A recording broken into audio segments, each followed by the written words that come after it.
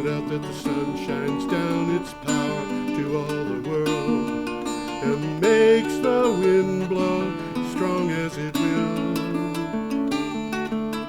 I wonder how gentle rains can fall upon the land, so lovely earth can stay lovely still. Hello, ladies and gentlemen. Welcome to the 543rd edition of Energy Week with George Harvey and Tom Fennell. You there, Tom? I'm in the flesh, but not in the studio. Yeah, he's in the flesh, but not in the studio. Being in the flesh is a good thing. I wish you were in the studio, but you know, you can't have everything in life. Every day I put up about 15 usually items in my blog. The blog is a news aggregation blog which is devoted to energy and climate change called geoharvey.com. And that blog has a lot of stuff relating to energy and climate change and a few things that are kind of peripheral to that.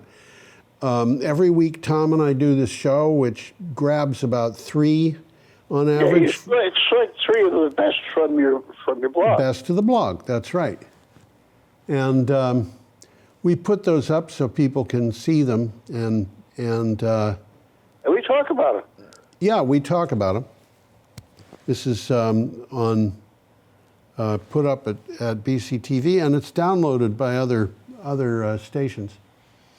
So below the picture on a computer system, you'll see that there's a file that you can download which has links in it to get to the articles that we're going to be talking about. You can go to another location, which is, there's a link below, or you can just go to geoharvey.com and go to the date.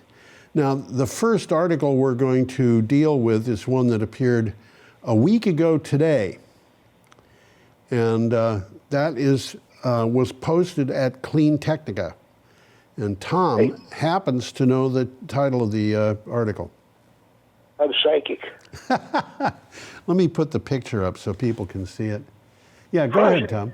Projects could power 18 million U.S. homes with offshore clean energy.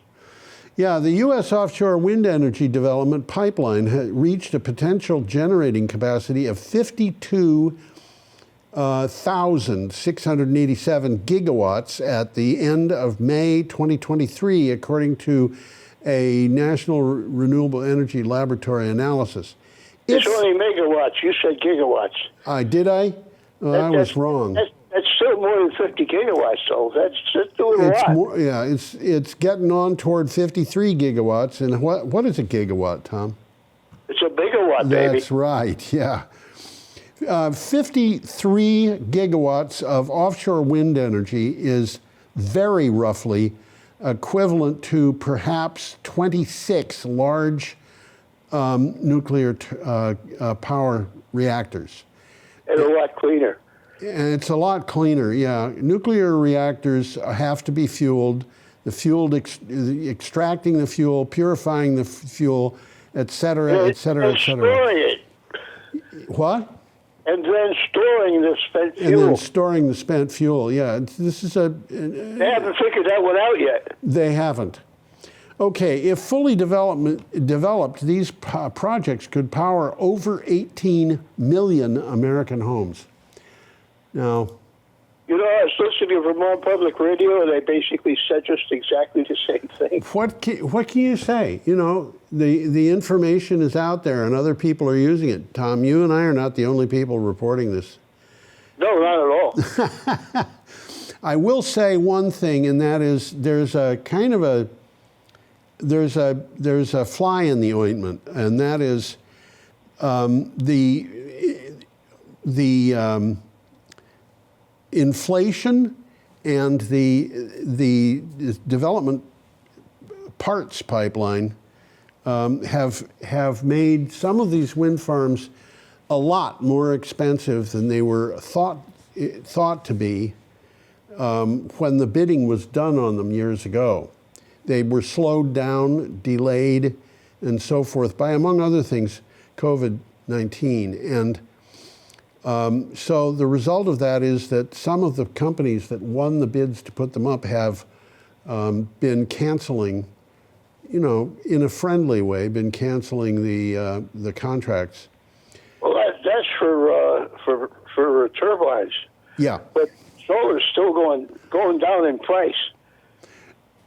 Yeah, solar is going down in price, but these, you know, here we're looking at a development of offshore wind energy, and that's, you know, as I said, got that fly in the ointment. However, today I noticed that there was some action being taken to get those projects started again. So we'll just have to see how that happens. Okay. Well, it makes sense that they generate electricity. You know. Oh, yeah.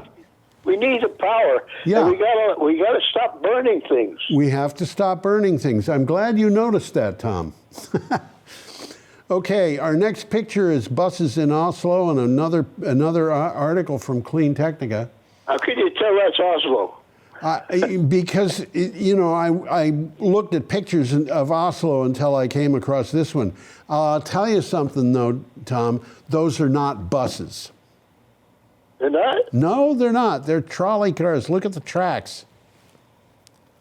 Yeah. I didn't notice it until, you know, just now. Yeah, there's the track. That's the track. There's a track, and you can even see the, what do they call them, the things that go up from the bus? Is that a pantogram? Pantograph. What? Pantograph. Pantograph, okay. The pantographs, of course, are getting electric power for these trolleys. In the United States, years ago, there were so many trolleys it was crazy. I lived in a town where during the First World War, I wasn't there during the First World War, obviously, but during the 1950s, I lived in a town where you could still see the tracks in places from the trolley system that had been there before the First World War, during the First World War, and they stopped it. I remember trolley cars when I was a kid. Absolutely. They were around, you know. But then I remember the Myrtle Avenue L, too. Do you remember the Myrtle Avenue L? I do, yes. That's not so long ago. No, that was only about 50 years ago. Well, it was running much more recently than 50 years. Yeah, it was. I remember it from 50 years ago. Almost, yeah, a little over 50 years ago, as a matter of fact. You might remember it from more recent times, but it was taken down. Anyway, this is from Clean Technica. Did you read the title? Well, if I did, I'll do it again. Okay. Oslo to replace almost all diesel buses with electric buses by the year's end. Yeah, that's this year they're doing it. Norway makes no apology for its seeking to electrify its transportation sector as quickly as possible. Its clean transportation initiative includes the public sector as Oslo and other Norwegian cities convert their public transportation system, there it is, that's the word. Somehow it got changed in what I'm reading, to electric buses. And it's not just the public transportation in Norway. I noticed that last month, and maybe we have this later in the show, I don't remember whether it made it in. Things like this don't usually make it in. But last month, Norway, 93% of the cars sold in Norway were electric. 93%? That's right. Wow. Yeah. That's, you know, it's amazing. People wonder, you know, who out there has ever done anything that works? I actually get that. Norway is one country. Uruguay is another.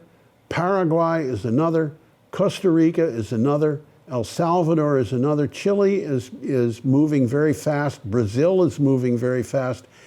That's just Latin America, Norway and Latin America. But there's other countries out there that have got, I mean, small country, but Tokelau gets 100% of its electricity from solar panels. Well, to paraphrase Bill Clinton, it's the economics, stupid. Yeah, that's right. Anyway, we should probably move along because if we don't, we won't get the show done. It's got a picture of a solar worker here. That's right, we do. And we have an article from the NDRC, and I see that my file, the copy of this, doesn't have a link. So I'm going to have to. I don't have a link either. I'm going to have to fix that. Okay, what do you got? What does NDRC mean? National Resources Defense Council. Yes. Yes. Well, I'll read the title. Good. Renewable power helps the U.S. survive the hottest summer ever. Yeah, this summer, the United States endured the 2 warmest months ever recorded, yet the system held. Despite years of messages trying to raise doubts about whether renewables have a place in grid reliability, there is no doubt now that wind and solar and batteries allowed the grid to hold its own. And well, that's an interesting clause there, trying to raise doubts. That's exactly what they're doing. Absolutely. They don't want to lose their stranded assets. They don't want to lose their stranded assets. And, you know, my ears just close when somebody starts talking about the effect of international socialism and renewable energy and giving up oil and gas and socialism. The word socialism is a giveaway. It's not always right, but when people start talking about socialism in connection with climate change and, you know, world government, climate change, renewable energy, I have a question. How in the world would putting solar panels on my roof and battery backup in my house have anything to do? How would that be socialism? That's the opposite of socialism. Well, we had the Union of Soviet Socialist Republics. then we had the National Socialist Party in Germany, called the Nazis. Yeah, that's right. So here you got socialism really defining 2 different systems. Yeah, but you know, 50 some odd years ago, guys in the John Birch Society were telling me that the United States Post Office was socialist because it belonged to the people, the government. Well, technically it is. Yeah, I suppose it is. And I said, wait a minute. There's nothing wrong with that. Wait a minute. This was something that Benjamin Franklin was, brought about. And the guy said, yeah, that's right. And I said, so you're telling me Benjamin Franklin is a socialist? And he said, yeah, I suppose he was. And so I said, what about the other founding fathers? Were they socialists too? And he said, well, I suppose they were, but they didn't know the word because it hadn't been made up yet. But yeah, they kind of did that. You know, these people were defining public parks as socialists. So the Boston Commons is socialist. I got news for you. That goes back to the Middle Ages, that kind of idea. There are some people who believe everything should be privately owned. They believe that everything should be privately owned, including the street in front of their house. You hit them with that, and they start looking for an explanation for how that could be a good thing. So I'm sorry. The argument that socialism is going to be bad is something that it's semantics. That's all it is. Yeah, you need to. If you're going to convince me, it's going to have to be more than that. Okay. Let's move along to Friday, September 29th. Yeah. There's an interesting picture there. Yes, it is. A wind turbine. Yeah, this is a special wind turbine, though. This is really? This is a wind. wind. Yes, it's got a wooden tower. That's right. They're building it out of wood. And look at how big those little teeny trucks are down at the base. What do you got for a title? I can't see that because I've scrolled. Oh, okay. What do you got for a title, Tom? Go back for some reason. Okay. Now I'm not. Now I'm scrolling. Oh, this is from energyportal.eu, by the way. And energyportal.eu is a site that I very rarely use, basically because I don't like the way their stuff is written. But that's okay. You know, I'm not scaring people away from it, I hope. What do you got for a title? This is the one I think we're on. Renewable power helped the U.S. survive the hottest summer ever. No, that's the one we just finished. The one we just said. Yeah. There we go. Construction of the wind turbine. That's right. Rise of wooden towers, a green solution for wind turbines. Yes. Swedish startup Modvion AB is revolutionizing the wind turbine industry by building towers made of wood instead of steel.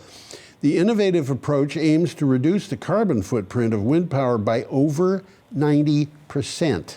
Wow. The world's tallest wind turbine tower is currently under construction. And I believe what you're seeing there is that really tall wind turbine under construction. So Yep. these are not as big as the ones that are made of steel, and I doubt very much that they're going to have these things at sea. But yeah, that's what they're planning on doing. Okay, we should move on. Right? Interesting. Got a picture here coming up of a Nissan concept car. And yeah, which it means you're never going to see this car on the street. Actually, that's not what it means, but it's pretty close to that. Well, it's very interesting because way back when I had a couple of Porsches. Yeah. And they look just like that. Okay, what do you got for a title? This is from Clean Technica. Nissan, no new ICE cars for Europe. All EV by 2030. And by the way, an ICE car stands for internal combustion engine. That's right. In a recent press release, Nissan announced that starting now, there will be no new internal combustion powered vehicle models for the market. And by 2030, the company wants all new Nissans to be, quote, 100% electric, end quote. Say that again. That's important. They want every Nissan to be 100% electric by 2030, and they're not coming out with any new combustion-powered vehicles now. There will be no more. That's the end. If you want an internal combustion Nissan, it's going to be a model that's already on the road. We can take a quick look at the announcement and review that it means. Okay, that in order to see that quick look, you're going to have to go to Clean Technica, and you can go there via the geoharvey.com website or the files that I mentioned earlier. So, well, it does look like an old Porsche, though. Yeah, it sure does. Our next picture doesn't look like an old Porsche, though.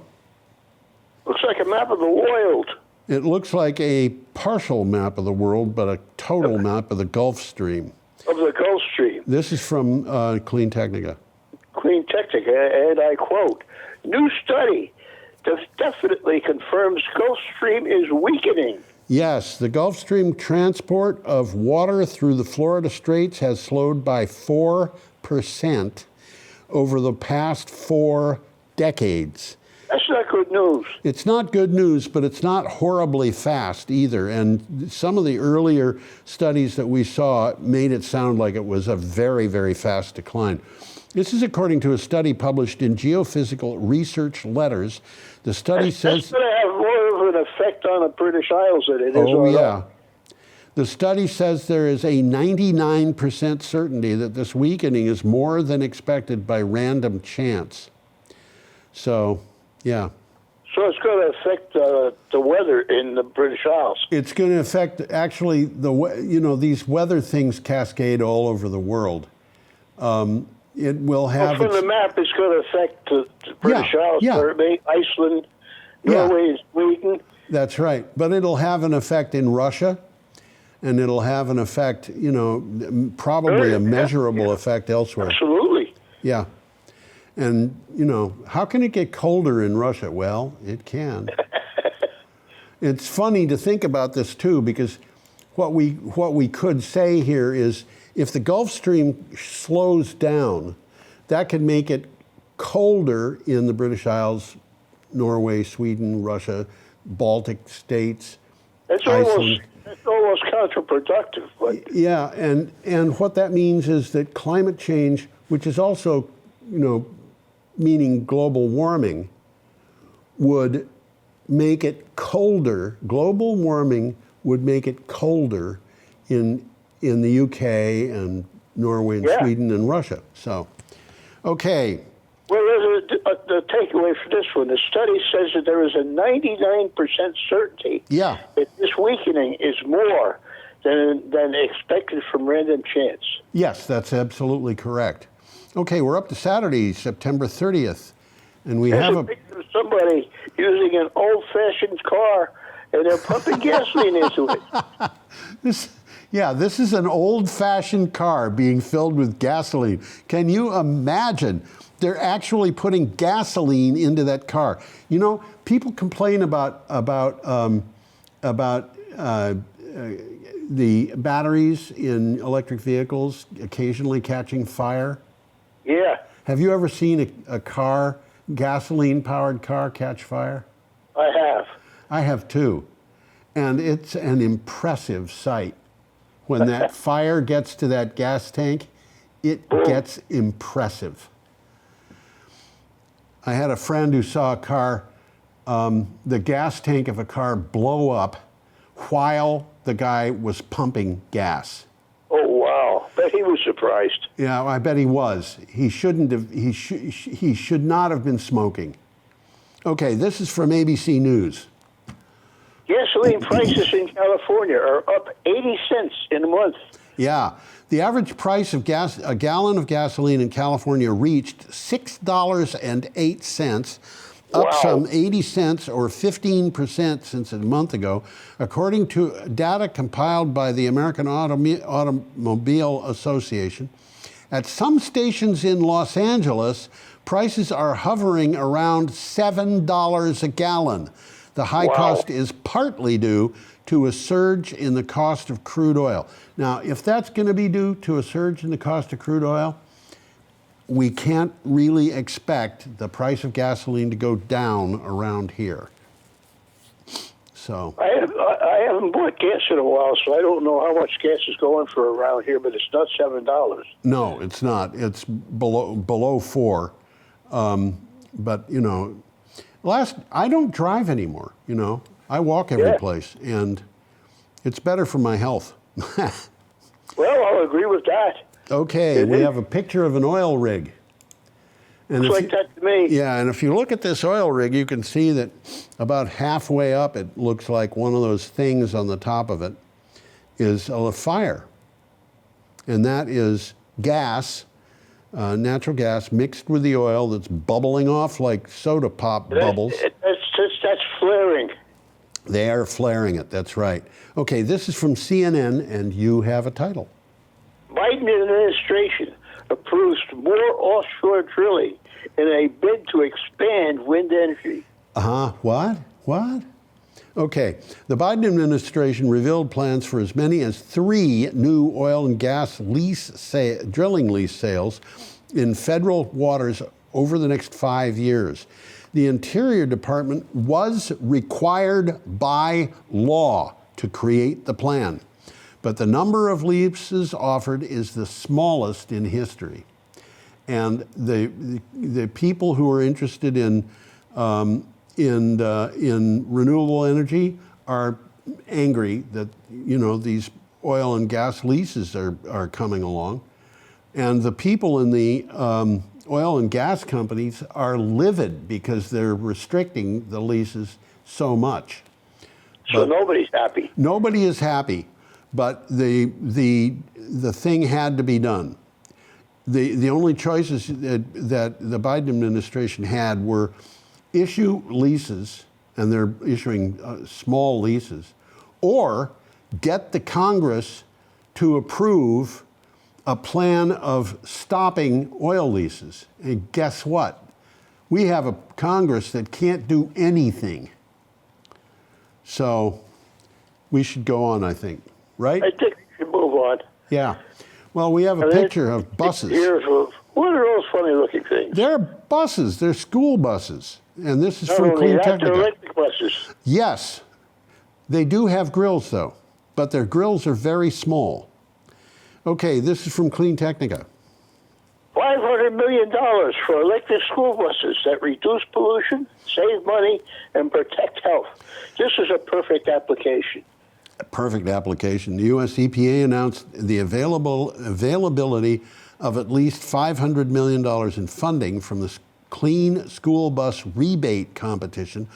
The program is transforming school bus fleets across America and protecting children from air pollution. This is an ideal application because the bus, it runs very heavily for an hour in the morning and an hour at night, and the rest of the day it's sitting there getting charged. Getting charged, yeah. right? Okay, we're up to Sunday, October 1st. And we have. That looks like some more wind turbines. We have a picture of wind turbines. Let me put it up. There we go. Here is an article from Taipei Times. And it says that Taipower touts local wind power progress. You're going to have to explain what Taipower is. Well, Taipower is a utility, an electric provider in Thailand. As of August, power generated from Taiwan's wind turbines this year reached 2.89 terawatt hours. That's a fair amount of electricity. That's for sure. That's bigger than gigawatts. Yeah, that's right. A terawatt is 1,000 gigawatts. And a terawatt hour is 1,000 gigawatts going for 1 hour. 94.1% more than the same period last year. Now that is impressive. Growth year on year was 94.1%. That's according to Taipower. In July, the total storage capacity for wind turbine generated power grew to 2.25 gigawatt hours, more than 3 times the 671 megawatt hours in July of 2016. So in a period of 7 years here, the total amount of storage was multiplied by 3. But we can guess that that is going to go on in the future. I was going to say it's going to continue increasing. It will indeed. Now we have a story coming up that I really enjoyed. And there is a woman who looks like she's happy. She certainly has a big smile on her face. She has a lovely smile. I think she's got a wonderful smile. This is from the BBC. And what's that? Those are birds flying in the background, aren't There are they? birds in the background, and there are plants growing everywhere except for a few rocks poking through. What do you got for a title? Redonda, tiny Caribbean island's transformation to a wildlife haven. That's right. By the way, Redonda is an uninhabited island in the West Indies. That's right. There's islands around the world called Redonda because Redonda is a Spanish name that means round. So this is Round Island. Okay. And the reason I know that is because I thought, I know that name, and it's not from the Caribbean. And I was right. There's an island called Redonda Rock, which is part of the, well, it's in the Pacific. Let me put it that way. I looked it up. This is from the BBC. The incredible eco-restoration of one tiny Caribbean island, I say it both ways, by the way, Caribbean and Caribbean, and it's just because I'm confused, transformed from desolate rock to verdant wildlife haven in just a few years, has become a focus for the imaginations of environmentalists worldwide. Today, Redonda is a vibrant home for dozens of threatened species. And what happened here is that about 7 years ago, somebody decided they were going to restore this island. At that time, it had 60 goats on it. The island was... a bunch of penguins. Huh? And a whole bunch of penguins. No penguins. No penguins. It's in the Caribbean. Oh. Yeah. Anyway, there were 60 goats on it and about 6,000 rats. And there were a few other species kind of hiding from the rats. There were not as many birds as there should have been because the rats were eating their eggs. There were the 60 goats. This island is 1 mile long and 1/3 of a mile wide, but it was basically just rock. And the goats were, anything green that came up, the goats were eating. So it was not exactly a pleasant place. It was basically just a rocky place. Rock. Yeah. And so what the environmentalists did was they removed the goats, they removed the rats. And I don't know if they put anything in or not, because there might have been enough there to recover. But the island did recover in just 6 or 7 years. It's not completely recovered. I mean, you don't see any shrubs here of any size. Doesn't look like it. No, but no trees. At the same time, you can tell by looking at that woman that she is happy with the way things are going. So she appears to be. Yeah, she does, and I think she's probably very proud of the work they did. So we should go on. Can't dance. We have a picture here of a turbine going to sea. Now, this obviously out at sea it gets assembled. Yeah. And this is from CT Insider. Whatever that means. Connecticut Insider. Sure it does, yeah. Yeah. Runaway costs create uncertain future for offshore wind products in Connecticut and other northeastern states. Yes, Connecticut Governor Ned Lamont and other Northeast governors warned the Biden administration of escalating costs that could stall any new wind farm proposals. They blame inflation and supply chain problems. Now, this is what I was talking about earlier when we had that wind farm up. And the news that I saw today, I believe it was today, is that the governors of Connecticut, Rhode Island, and Massachusetts have agreed that they are going to get these wind farms, offshore wind farms, running, the production underway again. And well, it certainly makes sense to put wind farms in the East Coast. Oh, yeah. Hello there. Perfect sense. But they're having trouble. So the trouble, however, the point I was making with what I was just saying is the trouble is actually being addressed. And I'm looking at that picture. It's all of that turbine is on that barge. Yeah, that's right. That You barge. see the blades and looks like they put the two pieces together and put the blades on them. And yeah. it's all there. The base of the turbine is probably, out at sea already in place, because they wouldn't bring all that stuff out until they know that the base is properly sited. But yeah, I believe, looking at that picture, that it is one turbine, mast, nacelle, and blades, all on a barge. All on a barge, absolutely. And, I noticed that barge, and the barge is being pulled by one tugboat, but it's also being pushed by another. That barge doesn't appear to have a crane on it, so there's probably an installation ship waiting for it out at sea. It could very well be a crane. Yeah.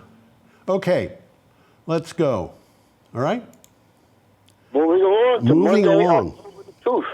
Yeah, we have another tugboat pulling another wind turbine, but in this case, the wind turbine's already set up. It's a floating wind turbine. It's a floating wind turbine. That's right. It just occurred to me as I was looking at this picture, if you gave that funny thing power, you could use that turbine to go anywhere you want to go. You could, couldn't It you? would be a very funny looking ship. Okay, this is from Renews, and you have a title. This is the Buchan Offshore Wind Farm. And it says Buchan Offshore Wind flies Scottish floater report. Now, you're going to have to explain what that means. Well, the Buchan Offshore Wind Farm is a project that is being put together. Buchan Offshore Wind Farm has submitted its offshore scoping report to the Scottish Government's Marine Directorate. The scoping report has details of the planned project, which will be located off the coast of Aberdeen, Aberdeenshire. Aberdeen, of course, is a city, and so you've got to, if you're talking about the county, you have to add the shire part. Off the coast, 75 kilometers northeast of Fraserburgh, and it will have a capacity of around 1 gigawatt. So there's going to be a bunch of these things. So these are going to be floating wind turbines off the coast of Scotland. That's correct. That is right. Okay, now we have an item from CNN and a picture. There's a picture of New Orleans. That's right. That's what it is. How about that? With a kind of a lingering sunburst after the sun has, or before the sun has come. I don't know what. I guess this is probably looking east, so that's probably dawn. I think New Orleans is on the east shore of the Mississippi River. I might be wrong. Right. So what do you have for title? Salt water is winning. : Why low water levels have grown into a huge problem for the New Orleans area. Right. Hurricanes have always been threats, but as drought grows in the central U.S. and sea level rises, a formerly unusual emergency is becoming more and more frequent. Salt water is infecting drinking water in cities on the Mississippi River. That's not good news. No, it is not good news. Now, I should explain this a little bit. If you got your water from the surface of the Mississippi River at New Orleans, it would almost certainly be fresh. But the water the intakes are not at the surface. They can't be because the level goes up and down. The problem is, as water goes out into the Gulf, if the water is traveling out very slowly, it gets salty. The water in the Gulf seeps back in below it. So you go down to the bottom of the Mississippi River, and it's going to be salty. And when the Mississippi River is flowing very slowly, that will happen. And when it happens, it is not good. So drinking water tastes salty. You don't want to drink salty. Health problems involved. Oh, health problems, Tom. What about the health problem of drinking water from the Mississippi River at all? I'm sorry. That could be a big problem, too. I would love to go to New Orleans and listen to jazz, but by golly, I don't want to drink the water. I mean, chemical... Bring your own. Huh? Bring your own. Yeah, bring your own, or buy spring water. Okay, our next picture is a picture of Phoenix. How about that? How about that? Let me get it up so people can see it. And this is from ABC News. In this particular case, ABC is American ABC. That's right, it is. When it's the Australian broadcast company, it's ABC. When it's the American broadcast company, it's ABC News. That's okay. Those, and I didn't decide to do that. That's the way it comes up on searches. Uh-huh. Okay, what do you have for a title? Phoenix has driest monsoon season since Weather Service began record keeping in 1899. 95. Well, who's going to quibble about 4 years? Well, I don't remember either one of them, so it's in both cases, it's before I was around.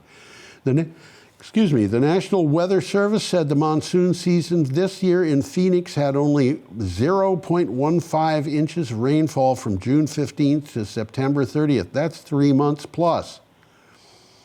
And it is, let me read on. That's the driest since the agency began records in 1895. The previous mark was 0.35 inches in 1924. Now, the problem with this, Phoenix gets most of its water from the monsoons. It does, huh? So this is most of the rainfall that you could expect Phoenix to get this year. So you're trying to tell me Phoenix is kind of a dry city? Phoenix is a big city, and it is dry. You know, I have a little great-grandson who lives in Phoenix. Uh-huh. Yeah. Okay, we're up to Tuesday, October 3rd. There's a picture of a diabetes test. Yeah, I should put that up, shouldn't I? So people will know to believe you. Okay, this is from Mirage News. and it says, and I quote, Fukushima study links low-dose radiation to diabetes. Wow, that's interesting. Wow. Research to be presented at this year's annual meeting of the European Association for the Study of Diabetes suggests that exposure to low doses of radiation may contribute to the increased risk of diabetes. It considered over 6,000 emergency workers at the Fukushima Daiichi nuclear plant. So what I they didn't ever put those two things together. What's that? I had never associated those two things. I had never thought about this, but you know, it's one of those things about science is that you look at things, and you know, so somebody probably said, "I wonder if there's any connection there," and looked into it, and they looked at, I think probably 6,000 emergency workers who were available, because there were a lot more than that, but they looked at 6,000 of them, and my guess is that they just looked at 6,000 workers without knowing anything other than that they had worked at Fukushima Daiichi, and they found that there was... They saw a lot of diabetes. They saw a significant amount of diabetes, significantly higher incidence of diabetes among those workers than they would in a random population outside the plant who had never been near the plant. Okay, our next item comes from Renews, and if you look closely at this picture, you will see, okay, you're on the beach and it's the ocean, and in the distance there are a whole bunch of wind turbines. Yeah, there's a lot of wind turbines out there. A lot of wind turbines, and they're very far away. This is from Renews, and what do you got for a title? Orkney offshore project files applications. The West of Orkney Wind Farm, that's the name of the wind farm, West of Orkney Wind Farm, submitted comprehensive offshore consent applications to Scottish ministers for its proposed 2 gigawatt offshore wind project secured under ScotWind.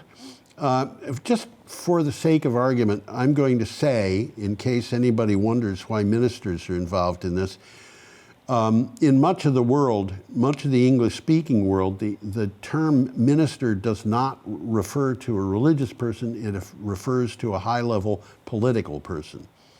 It's like the Secretary of State. Yeah, that's right.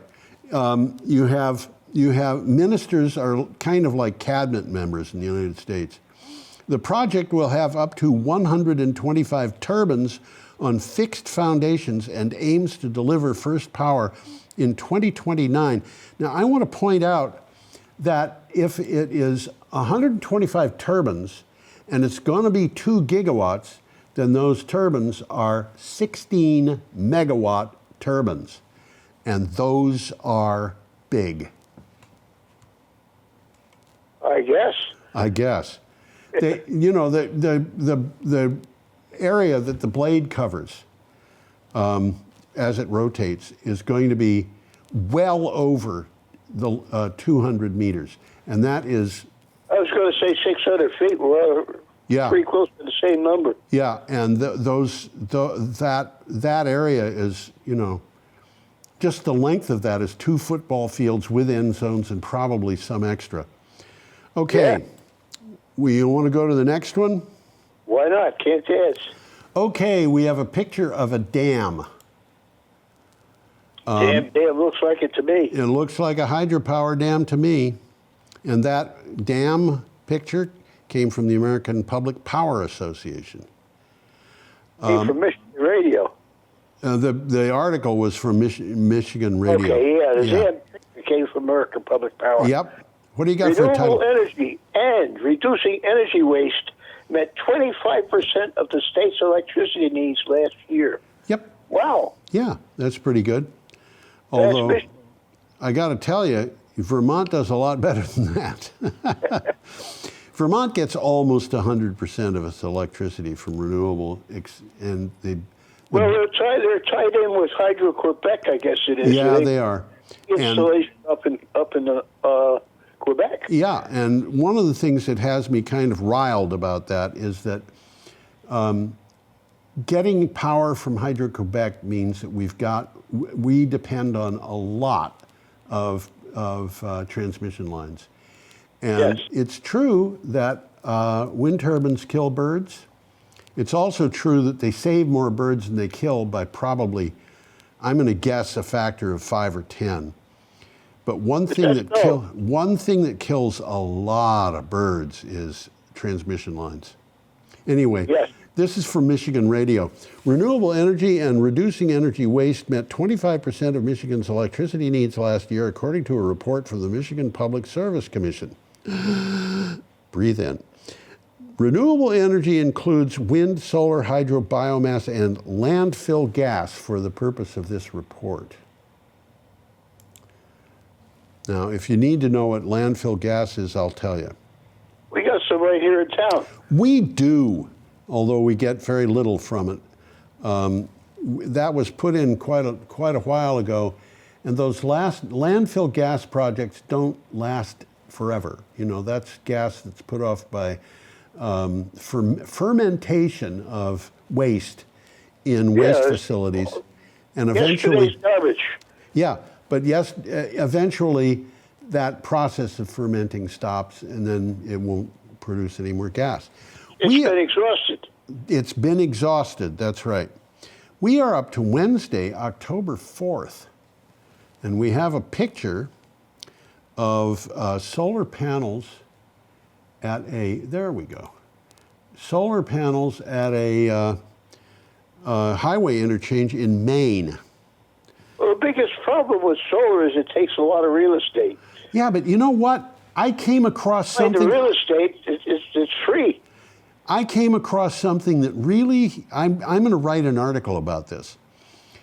I came across one of the things that was at my blog several weeks ago, came from a publication called the Virginia Mercury. I'm going to put myself up here.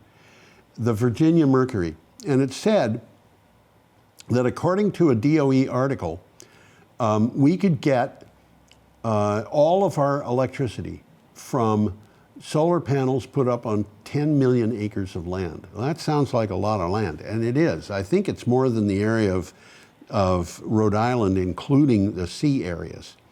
Uh-huh. The article goes on to say the corn we grow for corn ethanol, which is obviously not food grade corn. It's not grown for food, it's grown for energy. That corn takes up 30 million acres. So we could get 100% of our electricity from 10 million acres, and we get 10% of our gasoline supply as ethanol from 30 million acres. The electricity is 37% of our energy.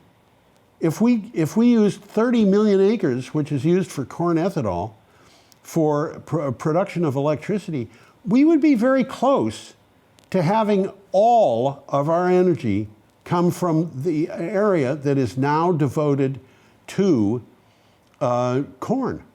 Yeah. And if we did that, it would mean that we would be freeing up about 3 million acres, I think, I might be wrong about that, for agricultural use. Well, the corn wouldn't have to be processed. No, you know, It's just we're using our land very badly, and the idea that people complain about solar panels going out on agricultural fields is not clearly thought through. That's the point that I'm making. Anyway. Well, if you plant it right, you could grow something under the solar panels. Absolutely. And you know what you could grow under the solar panels? You could grow pollinator plants, so that the bees and other pollinators will have lots and lots. You could get honey from under those solar panels. They're doing something like that in Western Massachusetts. They're doing it all over. And another thing that you could grow. Yeah, go ahead. I was just saying, it's in Western Massachusetts. It's not very far from Brattleboro. No, it's not. Another thing that you could grow in near solar panels, possibly under them, depending upon how the panels are put up, is milkweed. And you know, I figured out if you had 30 million acres distributed around the United States in areas stretching from the north to the south, how many of them could you do? And, you know, in a mile-wide corridor. And it turns out you could do 15 of them, which would be a lot of pollinators, or I'm sorry, a lot of milkweed plants, places for milkweed plants that would be pretty good travel spots for monarch butterflies that migrate. Anyway, this article comes from Canary Media. There's a lot of empty land along California's highways. No, you're reading the synopsis. You need the title. Yeah, right. California looks to add solar and transmission along highways. Yeah, and I have to take care of something that just went wrong here with it. There we go. Okay, there's a lot of empty land along California's highways, and the state will be looking at how it can fill some of it with solar panels, batteries, and power lines. This, by the way, means probably power lines that are buried to help meet its clean energy targets. A bill for the purpose is waiting for the governor's signature. That bill has already been passed by the legislature. I put the picture back up so people could see it, and also so I could scratch my nose and not do it on television. Well, it's kind of interesting because it looks like there's duplicates on both sides of the highway. The one that's near you and the one that's on the other side. You know, I didn't notice that, Tom, but you're right. Yeah. They're carbon copies. Yeah, they are. Anyway, Well, that's from... otherwise wasted land, so it makes sense. Oh, yeah, it does. Okay, that's from Canary Media, and now we have another one, another piece coming up from Clean Technica. And There's a picture of some offshore wind turbines. Well, how about that? yeah, who'd have ever thought of such a thing? What do you got for a title? Failure of wind auctions in the UK are a lesson for the global offshore wind industry. You know, Well, that's interesting. yeah, it is. I'm rankled by this all the time. I should have caught this before I put this in. The verb in that sentence should not have been are, it should have been is. Failure of wind auctions in the UK are a lesson. No, it's failure is a lesson. Sorry, Clean Technica. I'll forgive you this time. Don't let it happen. we will do it. I write for Clean Technica too, and you know I'm not entirely perfect. My ex-wife would tell you I'm not even close to entirely perfect. Last September, a round of the UK offshore wind auctions failed. Policy had created unworkable conditions for the industry. Experts at the Global Wind Energy Council believe that this should serve as a pivotal moment for the global offshore wind industry. And what they're What do they mean by unworkable conditions? Do you know? No, I don't know exactly, but I can tell you that the conditions for the UK wind auctions are not something that the industry is attracted to. Uh-huh. And in this particular auction, they had no bids at all. No bids. No bids. Wow. So that's what, you know, I think we could say that's a failure. Yeah, absolutely, that's a failure. That meant that the bidders didn't see any profit in it. No, they didn't see any profit. And, you know, in some of those things, sometimes you have things put out for bids and somebody will bid zero. As a matter of fact, I remember a company going up for bid because it was so broke and it had obligations that could not be got rid of just by being bankrupt. They were so broke that the famous organization, the auctioneer, when the company was being auctioned off, the auctioneer said, "Will anybody open the bid with zero?" Wow. That was Colt Industries. It was a number of years ago. It's interesting. Both Colt and Smith & Wesson went broke within a couple of years of each other. Is it really? Yeah, Colt was the one selling the AR-15 too. Okay, here is our last picture. for the week, our last story for the week. Let me get the picture up. The picture of the Oroville Dam. Wow, you must be psychic. This one is from ABC News also. Yes, this is the Oroville Dam, and people who have been watching the show will remember that place as looking like, it's not a lake there, it's just a kind of a river. Yeah, right. It was all dry land. It was almost, yeah, except for one little trickle running down that. And so this is ABC News. What do you have for a title? California ended its. Oh, what am I? I'm saying your miracle water year in California. Reservoirs are at 128% of average. Wow, they had a lot of rain, didn't they? I guess they did. California ended its miracle water year with enough rain and snow to fill the state's reservoirs to 128% of the historical average. That's not 128% of capacity. That's 128% of average. Average. Yeah. It was one of the wettest years on record in the state, and welcome news to a state that spent much of the last dozen years in deep drought. And the thing that I'm real dry. It's been real dry, and the thing that I'm concerned about is that state is going to wind up going back into drought, and it's going to be just as bad as it was. And then we're going to have this again, this business of the dam being Oroville Dam reservoir filling up and other reservoirs filling up. This is extreme weather all over the place much of the time. So the weather's changed. There's no doubt about it. Anyway, that picture that shows you the dam, but over there on the left, that's the generating. Over on the left, that's the spillway. Well, that's, very straight up and down is the spillway. I'm just thinking about all that garbage in the middle. Oh, yeah, okay, thank you. The spillway, the last time this happened, and we talked about this on the show several years ago, that spillway had so much water coming down it that they thought it was going to get destroyed. It had never had water down it before. So, anyway, we are up to our last slide. Show. Huh?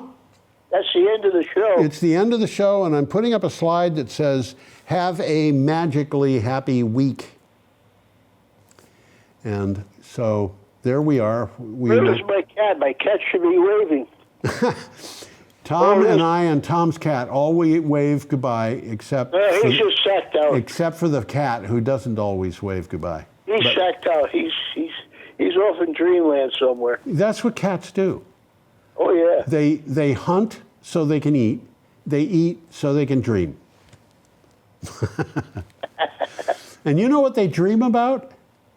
I don't know, but I would bet you they dream about hunting. I wouldn't be surprised. I've seen dogs, their legs going while they're asleep. I think I've seen cats do that too. Okay, so Tom has waved goodbye, I'm waving goodbye, and the cat is being lazy. And come back. Tom, you say it. You do so well. Well, I'm back. You all come back and see us now, you hear? I think somebody who actually had that turn of language might say, that's not how we say it. But anyway, Tom, thank you very much. Sounds like a Nashville accent. Yeah, something.